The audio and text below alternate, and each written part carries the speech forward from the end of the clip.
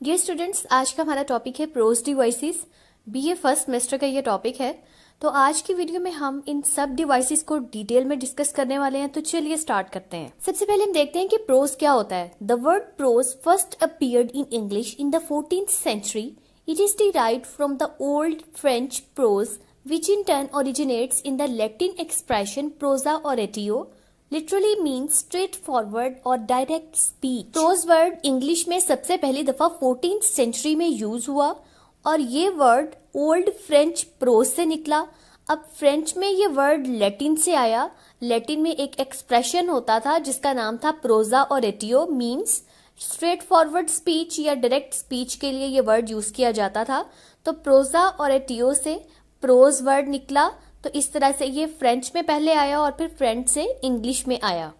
Pros is a form of written language that is used to communicate information, tell stories or convey ideas in a straightforward, simple and ordinary manner without the rhythmic and metric structure of poetry. Written language की एक form है pros, जिसमें हम information को convey कर सकते हैं, stories सुना सकते हैं, अपने आइडियाज बता सकते हैं सिंपल और स्ट्रेट फॉरवर्ड लैंग्वेज में। मतलब ऐसी लैंग्वेज जिसमें हम कोई रिदम यूज नहीं कर रहे, उसमें हम कोई पोइटिक डिवाइस यूज नहीं कर रहे, कोई फिगर्स ऑफ स्पीच यूज नहीं कर रहे और ना ही उसमें हमने मीटर का यूज किया है। तो ऐसी सिंपल, प्लेन, स्ट्रेट फॉरवर्ड और कॉमन लैंग्वेज जो कि हम अपनी रूटीन की लाइफ में यूज करते हैं वो होती है प्रोज। पहली डिवाइस है theme. A theme in prose is the underlying idea, message or concept that emerges from the narrative, characters and plot. Theme एक ऐसी डिवाइस है जिसका मतलब होता है हिडन आइडिया या मैसेज या वो कॉन्सेप्ट जो राइटर कन्वे करना चाह रहा होता है और राइटर के लिखने का पर्पस ही वो थीम होती है। तो थीम जो है वो नैरेटिव से, मतलब स्टोरी से, कैरेक्टर से, प्लॉट से, किसी भी तरीके से वो उस थीम को कन्वे कर रहा होता है और यही वो हिडन आइडिया होता है जो कि राइटर का मेन पर्पस होता है। थीम इज द मेन और central idea in A literary work. तो थीम किसी भी लिटरेरी वर्क में मेन आइडिया होता है या सेंट्रल आइडिया होता है और ये उस वर्क के लिखने की रीजन होता है। A theme is not a summary of characters और events, rather it is the controlling idea और central insight of the story. Theme को हम किसी भी वर्क की समरी नहीं कह सकते। थीम और समरी डिफरेंट चीजें हैं। कैरेक्टर्स या इवेंट्स की समरी ये एक अलग चीज है और थीम एक अलग चीज होती है। बल्कि वो इवेंट्स जिस चीज पर चल रहे होते हैं या जो वो मैसेज कन्वे कर रहे होते हैं या कैरेक्टर्स अपने बिहेवियर से, अपने एक्शन से जो कन्वे कर रहे होते हैं, एक्चुअली में वो थीम होती है। अब हम थीम्स की टाइप्स को डिस्कस करते हैं। थीम्स की बहुत सी टाइप्स हैं लेकिन हम इम्पोर्टेंट वंस को डिस्कस करेंगे। तो पहली है implicit theme, not explicitly stated but inferred through the narrative. It requires reader's interpretation.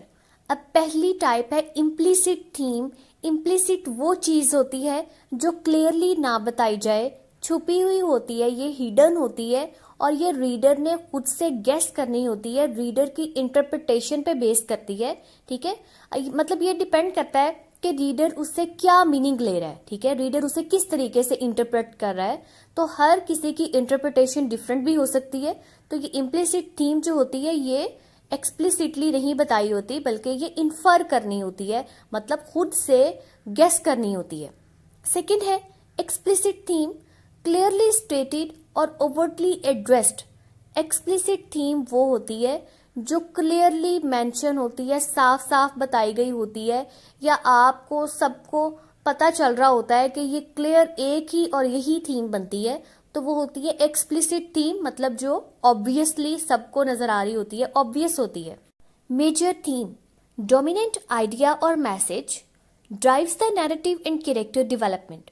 Major theme ऐसी थीम है जो पूरे वर्क पर डोमिनेट कर रही हो, मतलब ये कि वो एक ही मैसेज जो है वो हमें पूरे वर्क में नजर आ रहा हो, तो वो मेजर थीम होगी। और ये मेजर थीम ही होती है जिसकी वजह से हमारा नैरेटिव, मतलब हमारी स्टोरी, हमारा प्लॉट आगे को बढ़ता है और हमारे कैरेक्टर्स की डेवलपमेंट होती है। सेकंड बल्कि फोर्थ है माइनर थीम। अब माइनर थीम कौन सी होती है?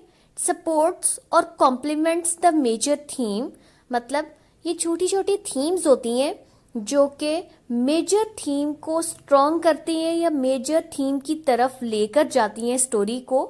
Ads depth and complexity to the narrative, और माइनर थीम्स की वजह से ही एक वर्क के अंदर कॉम्प्लेक्सिटी आती है। मतलब देखें, उसके अंदर जब ज्यादा सारी थीम्स आ जाएंगी तो ज्यादा मीनिंग्स, हर बंदा जो है वो अपना मीनिंग निकालेगा, तो इस तरह से ज्यादा मीनिंग्स निकलेंगे, नैरेटिव भी कॉम्प्लेक्स हो जाएगा। मतलब ये कि स्टोरी जो है वो डीप हो जाएगी और थोड़ी सी कॉम्प्लेक्स भी। लास्ट वन है over arching theme. Over arching theme ऐसी थीम है जो बहुत सारे वर्क्स में होती है, या आप यूं कह सकते हैं कि एक राइटर एक सीरीज जब लिख रहा होता है, उस पूरी सीरीज में एक ही थीम होती है। मतलब ये है कि वो 5 to 6 वर्क्स हैं, और उन 5 to 6 वर्क्स में, मतलब एक ही सीरीज चल रही है, तो उस सीरीज के ये जो 5 to 6 वर्क्स हैं उनमें थीम भी एक ही होगी। तो ये वो थीम है जो ओवर आर्चिंग थीम है, और ये डिफरेंट या ज्यादा सारे नैरेटिव्स को, ज्यादा सारी स्टोरी लाइन्स को कनेक्ट कर रही होती है। नेक्स्ट डिवाइस है point of view. The term point of view और POV for shorthand refers to who is telling a story और who is narrating it। तो पॉइंट ऑफ व्यू को POV भी कहा जाता है। इसका मतलब है कि कहानी कौन सुना रहा है, कौन बता रहा है, ठीक है।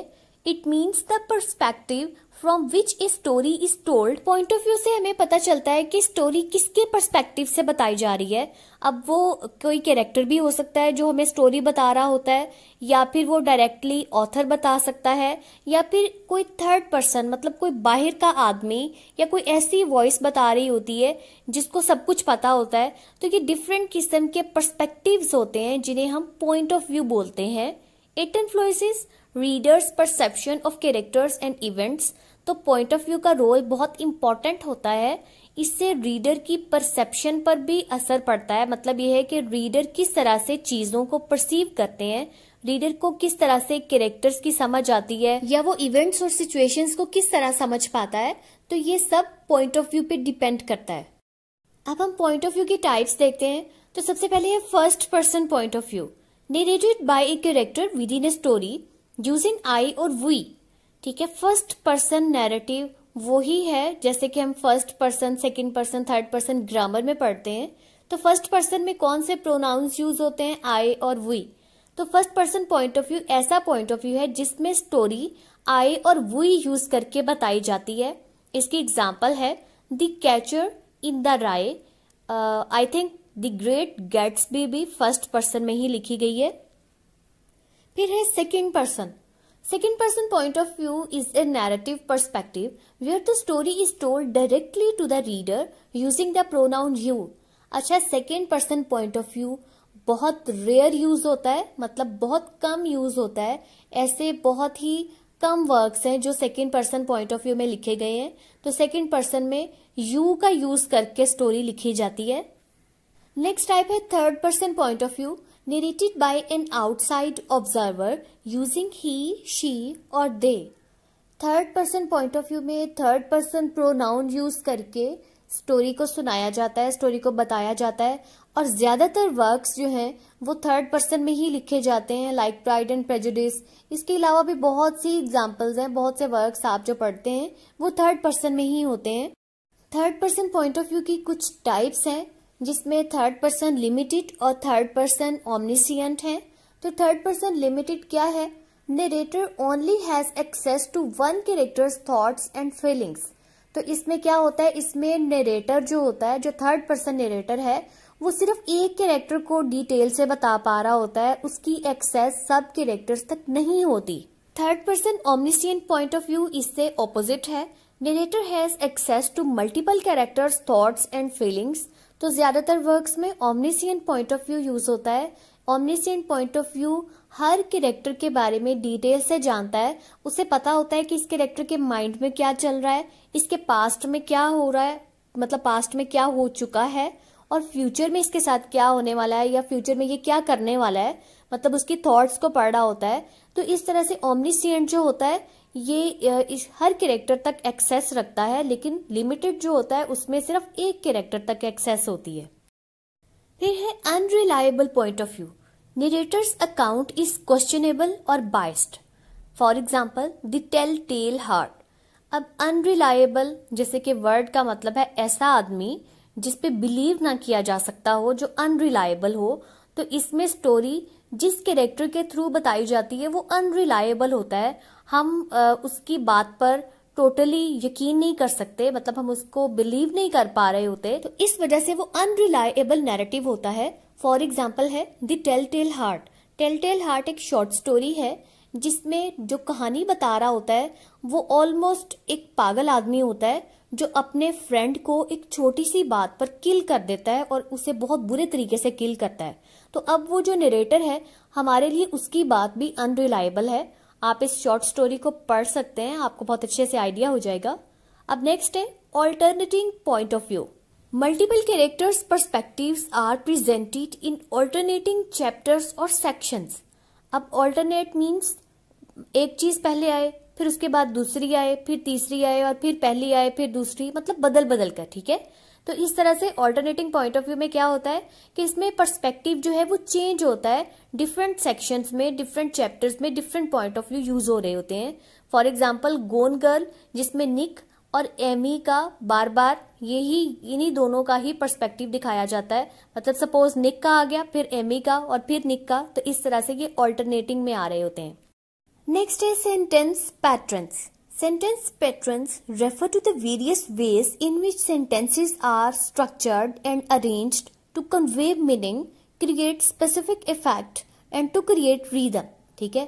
सेंटेंस पैटर्न क्या है? सेंटेंस पैटर्न का मतलब वो डिफरेंट वेज हैं जिनको यूज करके हम एक सेंटेंस क्रिएट करते हैं या एक सेंटेंस का स्ट्रक्चर बनाते हैं, उसको इस तरीके से अरेंज करते हैं कि वो मीनिंगफुल वे में हमें कोई मैसेज कन्वे कर सके या वो एक स्पेसिफिक किस्म का इफेक्ट दे सके, या जो चीज हम अपने ऑडियंस तक कन्वे करना चाह रहे हैं उसे कन्वे कर सके। तो इस तरीके से हम जो सेंटेंस का पैटर्न बनाएंगे वो क्या होता है? वो सेंटेंस पैटर्न होगा। The basic sentence pattern of each sentence is subject, verb and object. अब ये तो आपको पता ही होगा कि इंग्लिश में सब सेंटेंसेस का पैटर्न एक ही होता है और वो है सब्जेक्ट, वर्ब एंड ऑब्जेक्ट, मतलब पॉजिटिव सेंटेंसेस का। सिर्फ एक टेंस ऐसा है जिसका स्ट्रक्चर ये नहीं होगा बल्कि इससे डिफरेंट होगा, और आप भी वो गेस कर चुके होंगे कि वो कौन सा टेंस है। वो है इंपेरेटिव सेंटेंसेस। ठीक है, इंपेरेटिव में हम कोई ऑर्डर दे रहे होते हैं, कोई सजेशन दे रहे होते हैं या एडवाइस कर रहे होते हैं, तो उस तरह के जो सेंटेंसेस होते हैं उसमें पहले सब्जेक्ट नहीं आता बल्कि वो वर्ब की फर्स्ट फॉर्म से यूज होते हैं। तो बाकी इंग्लिश में जो सेंटेंस पैटर्न है उसमें सबसे पहले हमारे पास सब्जेक्ट आएगा और बाकी का जो पार्ट है इसको हम प्रेडिकेट भी बोलते हैं। तो आपकी आसानी के लिए मैं इसको क्लियरली मेंशन कर रही हूं कि पहले सब्जेक्ट आएगा, फिर वर्ब और फिर ऑब्जेक्ट। सेंटेंस पैटर्न्स कौन कौन से हो सकते हैं? तो पहला है simple sentence, compound sentence, complex sentence, फिर कंपाउंड कॉम्प्लेक्स सेंटेंस। अब हम इन्हें थोड़ा सा डिटेल में देखते हैं। सिंपल सेंटेंस कौन सा होता है? जिसमें एक ही इंडिपेंडेंट क्लॉज होती है। देखें, फ्रेजेस और क्लॉजेस मिलकर सेंटेंस बनाती हैं। तो जो सिंपल सेंटेंस होता है इसमें एक ही क्लॉज होती है और वो इंडिपेंडेंट होती है। Example, the sun set slowly. ठीक है, एक ही है, हमें क्लियरली बात समझ आ गई है, सिंपल सेंटेंस है। कंपाउंड सेंटेंस, टू और more independent clauses joined by A conjunction. अब आप देखें, कंपाउंड कहते हैं जब आप दो डिफरेंट चीजों को एक दूसरे के साथ जोड़ देते हैं, मिला देते हैं, तो वो हो जाता है कंपाउंड। तो कंपाउंड में हम दो इंडिपेंडेंट क्लॉजेस को एक दूसरे के साथ जोड़ देते हैं और उनके सेंटर में एक कंजंक्शन डाल देते हैं। तो इस तरह से वो कंप्लीट हमें मीनिंग भी दे रहे होते हैं, और अगर हम उन दोनों सेंटेंसेस को सेपरेट कर दें तब भी उन पर कोई फर्क नहीं पड़ेगा, वो अपना इंडिपेंडेंट मीनिंग हमें देंगे। Complex sentence, one independent clause and one और मोर डिपेंडेंट क्लॉजेस। अब इसमें क्या होता है कि इसमें हमारे पास इंडिपेंडेंट क्लॉज सिर्फ एक ही होगी और डिपेंडेंट क्लॉजेस एक भी हो सकती हैं और एक से ज्यादा भी। ठीक है, एग्जांपल देखें, as the sun set slowly the stars begin to twinkle. अब आप देखें, the stars begin to twinkle को अगर हम सेपरेट कर दें तो as the sun set slowly, ये हमें कोई मीनिंग नहीं देगा। तो इस तरह से ये डिपेंडेंट क्लॉज है पहले और उसके बाद इंडिपेंडेंट क्लॉज है और इन दोनों को एक साथ मिला दिया गया है। तो इस तरह से ये कॉम्प्लेक्स सेंटेंस बन जाता है। Compound complex sentence, multiple independent clauses. इसमें क्या होती है, इसमें हमारे पास इंडिपेंडेंट क्लॉजेस भी ज्यादा हो सकती हैं, मतलब मोर देन वन, और डिपेंडेंट क्लॉजेस भी। ठीक है, कॉम्प्लेक्स और कंपाउंड में यही डिफरेंस है कि कॉम्प्लेक्स में हमारे पास इंडिपेंडेंट क्लॉज ओनली वन होती है, लेकिन कंपाउंड कॉम्प्लेक्स में हमारे पास इंडिपेंडेंट क्लॉजेस वन से ज्यादा होती हैं। ठीक है, एग्जाम्पल देखें, as the sun set slowly the stars begin to twinkle and the world is bath in a warm golden light. अब नेक्स्ट डिवाइस की बात करते हैं, imagery. Imagery is language used by the novelist and other writers to create image और picture in the mind of the reader. अब imagery जो word है ये इमेज से बना है, तो इमेज का मतलब होता है कोई भी तस्वीर। ठीक है, तो इमेजरी ऐसी टेक्निक है जो राइटर्स यूज करके अपने रीडर के माइंड में एक पिक्चर क्रिएट कर देते हैं। ठीक है, imagery includes figurative and metaphorical language to improve the reader's experience through their senses। अब imagery में writer figurative language यूज करता है, मतलब different figures of speech use करता है, different devices यूज करता है, metaphorical language यूज करके रीडर को इस तरह से एक चीज दिखाता है कि रीडर को लगता है कि वो चीज खुद देख रहा है, उसे खुद अपने सेंसेस से फील कर रहा है। इमेजरी हमें क्या फायदा देती है, मतलब इमेजरी का पर्पस क्या है? तो इमेजरी से मेंटल पिक्चर क्रिएट होती है, मेंटल इमेज क्रिएट होता है। इसके साथ साथ ये इमोशंस और सेंसेशंस को क्रिएट करती है। फिर इससे डिस्क्रिप्शन जो है, मतलब स्टोरी टेलिंग में डिस्क्रिप्शन जो होती है उसको, उसकी क्वालिटी बहुत अच्छी हो जाती है, डिस्क्रिप्शन को इन्हांस करती है, इंक्रीज करती है।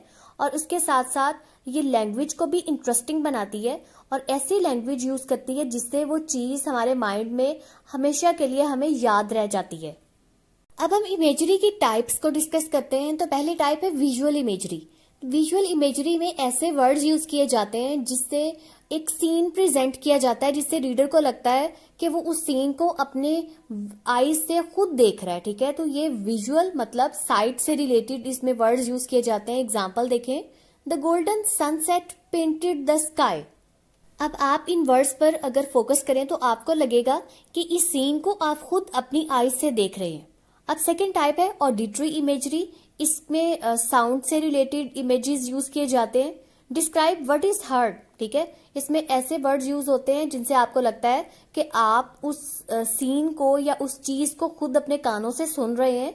Example, the sound of waves crashing against the shore. ठीक है, अब यहाँ पे देखिए साउंड ऑफ वेव्स। अब वेव्स का साउंड कैसे होता है, देखिए जब आप किसी सी साइड पे जाते हैं तो वहां पे जो शोर होता है उसका साउंड भी ऑलमोस्ट ऐसा ही होता है। तो क्रैशिंग अगेंस्ट द शोर, ये वर्ड्स ऐसे हैं जिनसे आपको लगता है कि आप उस साउंड को खुद अपने कानों से सुन रहे हैं। ऑल्फैक्टरी इमेजरी में ऐसा इमेज यूज होता है जिससे आपको लगता है कि आप उस चीज को खुद से स्मेल कर पा रहे हैं। ठीक है, इसमें स्मेल से रिलेटेड वर्ड्स यूज किए जाते हैं। एग्जाम्पल देखें, the sweet aroma of freshly baked cookies. ठीक है, अब फ्रेशली बेक्ड कुकीज और स्वीट एरोमा ये वाकई ही आपके माइंड में पिक्चर क्रिएट कर रहा है और आपको लग रहा है कि आप उसकी स्मेल को खुद से फील कर रहे हैं। अब फोर्थ वन है टेक्टाइल इमेजरी। ये टच से रिलेटेड है। एग्जाम्पल से आपको समझ आएगी, the softness of the summer breeze. ठीक है, समर ब्रीज की सॉफ्टनेस, मतलब देखें कि ब्रीज जो हवा होती है, अब उसको तो कोई टच नहीं कर सकता ना, लेकिन उसकी सॉफ्टनेस, ये वर्ड ये यूज करके आपको बताया गया है कि वो जो हवा थी वो कितनी प्यारी चल रही थी। अब नेक्स्ट है गस्टेटरी इमेजरी। ये टेस्ट से रिलेटेड है। इसमें ऐसा इमेज क्रिएट होगा कि आपको लगेगा कि आप उस चीज को खुद से टेस्ट कर रहे हैं। देखिए example, the sweetness of ripe strawberries. ठीक है, फिर है किनेस्थेटिक इमेजरी। ये मूवमेंट से रिलेटेड है।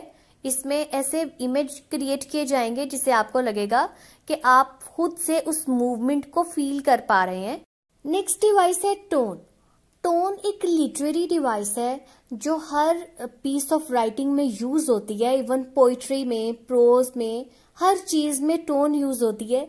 तो टोन हमें राइटर का मूड, उसका एटीट्यूड या उसका बिहेवियर बता रही होती है। मतलब ये है कि वो जिस टॉपिक पे बात कर रहा है, जो उसका सब्जेक्ट मैटर है, उसके लिए राइटर का मूड कैसा है, वो किस तरीके से बात कर रहा है, ठीक है। तो टोन से ही हमें पता चलता है। Writers have to convey tone through word choice, figures of speech, so readers must pay careful attention to the author's use of language to identify the tone correctly. All forms of writing have a tone. देखिए, इंसान की tone देखने के लिए भी आप उसके words पर फोकस करते हैं। आप वो जिस तरह से बोल रहा होता है, आप उस पर फोकस करते हैं तो आपको आइडिया हो जाता है कि इसकी टोन इस तरह की है, मतलब उसकी टोन ऑफेंसिव है, मतलब गुस्से से बोल रहा है, प्यार से बोल रहा है।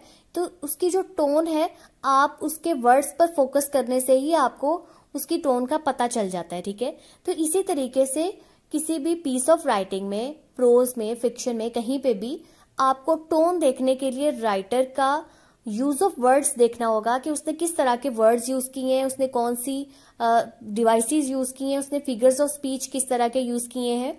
तो उन सबको केयरफुली देखने से आपको आइडिया हो जाएगा कि राइटर की टोन कैसी है।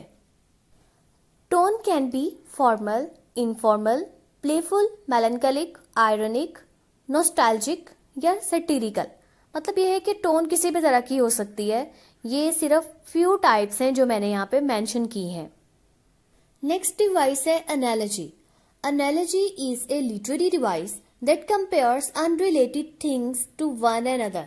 एनालॉजी ऐसी डिवाइस है जिसमें टू डिफरेंट ऑब्जेक्ट्स, चीजें, इंसान, कोई भी चीज हो, मतलब दो चीजों को जब आप कंपेयर करते हैं, एक दूसरे के साथ रख के उनको जज करते हैं, तो ये होती है analogy. It creates a relationship based on parallels or connections between two ideas. By establishing this relationship, the new idea is introduced through a familiar comparison, thus making the new concept easier to understand. इसमें दो ideas या दो चीजों को parallel वे में compare किया जाता है। पैरेलल वे मीन्स एक दूसरे के बराबर रख के, इक्वल रख के उन्हें जज किया जाता है। तो इस तरह की रिलेशनशिप का जो मेन पर्पस है वो ये है कि जब आप दोनों चीजों को कंपेयर कर रहे होते हैं तो आपको किसी तीसरी चीज को समझना बहुत आसान हो जाता है। जब आप उन दोनों का डिफरेंस या उन दोनों की सिमिलैरिटी को अच्छे से जज कर लेते हैं तो आपके लिए उनके डिफरेंस को समझना या उनकी सिमिलैरिटी को समझना आसान हो जाता है। सपोज देखिए, सिमिली और मेटाफर जो है, इनमें भी हम कंपैरिजन कर रहे होते हैं। तो सिमिली में हम लाइक और एज यूज करके कंपैरिजन कर रहे होते हैं, मेटाफर में हम विदाउट यूजिंग लाइक और एज हम कंपेयर कर रहे होते हैं। तो इस तरह के कंपैरिजन से आपको बात फौरन से समझ में आ जाती है। लाइक फॉर एग्जांपल आप देखें, my brother is as brave as a lion. अब देखें, लायन और ब्रदर को कंपेयर किया गया है और आपको फौरन से समझ में आ गया है कि ब्रदर जो है वो उतना ही ब्रेव है जितना कि लायन है। तो अगर हम कहें कि माय ब्रदर इज लायन, तो इससे भी आपको समझ आ जाएगी कि ब्रदर जो है वो लायन नहीं है, मतलब ये है कि वो लायन जितना ब्रेव है। तो ये क्या होती है कि एनालॉजी होती है जिसमें आप चीजों को कंपेयर करके उनके डिफरेंसेस या उनकी जो सिमिलैरिटीज हैं उनको बहुत आसानी से समझ लेते हैं। डियर स्टूडेंट्स, जितनी डिवाइसेस मैं डिस्कस कर चुकी हूँ, आई होप आपको इनकी बहुत अच्छे से समझ आ गई होगी। रिमेनिंग डिवाइसेस को मैं अपनी नेक्स्ट वीडियो में डिस्कस करूंगी, तो क्योंकि ये वीडियो ऑलरेडी बहुत लंबी हो चुकी है। आई होप आपको मेरी वीडियो बहुत अच्छी लगी होगी। मेरे चैनल को सब्सक्राइब करना आपने बिल्कुल नहीं भूलना। वीडियो को लाइक और शेयर भी आपने जरूर करना है। Thank you for watching.